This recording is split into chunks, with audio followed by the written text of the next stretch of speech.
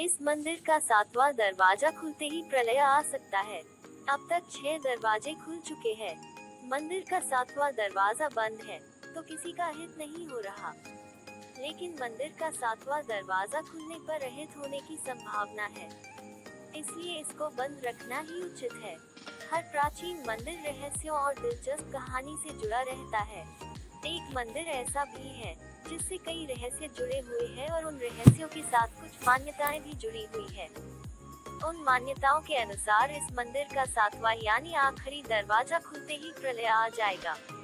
आइए जानते हैं कौन से मंदिर का 7वां दरवाजा की बात कर रहे हैं। यह मंदिर केरल राज्य के तिरुवनंतपुरम में स्थापित है। इस मंदिर को पद्मनाभ स्वामी मंदिर के नाम से जाना जाता है। यह मंदिर भगवान विष्णु को पूर्ण रूप से समर्पित किया गया है। भगवान विष्णु की प्रतिमा इस मंदिर के गर्भगृह में स्थापित की गई है। भगवान विष्णु शेषनाग के ऊपर शयन अवस्था में विराजमान है। इस मंदिर की दिलचस्प बात यह है कि इस मंदिर से जुड़े अनेक रहस्य हैं। ये दुनिया का सबसे धनी मंदिर भी माना जाता है। इस मंदिर की कुल संपत्ति लगभग 1,32,000 करोड़ है। त्रावणकोर में 1947 तक राजाओं का शासन काल चलता था। भारत आजाद होने के बाद इसको भारत में मिलाया गया था। विलय के पश्चात भी भारत सरकार द्वारा इस धनी मंदिर पर अधिकार नहीं जमाया गया था। त्रावणकोर का यह मंदिर यहाँ के शाही परिवार के हाथों में ही था। मंदिर की देखभाल व अन्य बाकी व्यवस्था यह शाही परिवार एक निजी संस्था के माध्यम से करवाते हैं। इस मंदिर की संपत्ति को देखते हुए और रहस्य को सुनकर इस मंदिर के दरवाजे खोलने की मांग जनता द्वारा की जाने लगी। जनता की मांग को सुनकर सुप्रीम कोर्ट द्वारा 7 सदस्यों की देखरेख में 6 द्वार खोल दिए गए।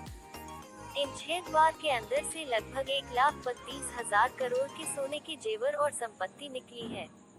इस मंदिर की सबसे रहस्यमय चीज यहाँ का 7वां दरवाजा है, जिसको खोलने और ना खोलने पर विचार विमर्श हो रहा है। यह मंदिर का 7वां दरवाजा इसलिए रहस्यमय बना हुआ है क्योंकि मान्यताओं के अनुसार इसके खुलने पर प्रलय आने की बात कही जाती है। इस 7वें द्वार पर किसी तरह की कुंडी या नट बोल्ट नहीं लगा है। इस दरवाजे पर सिर्फ 2 सर्पों का प्रतिबिंब बना हुआ है, जिसको इस द्वार का रक्षक बताया जाता है।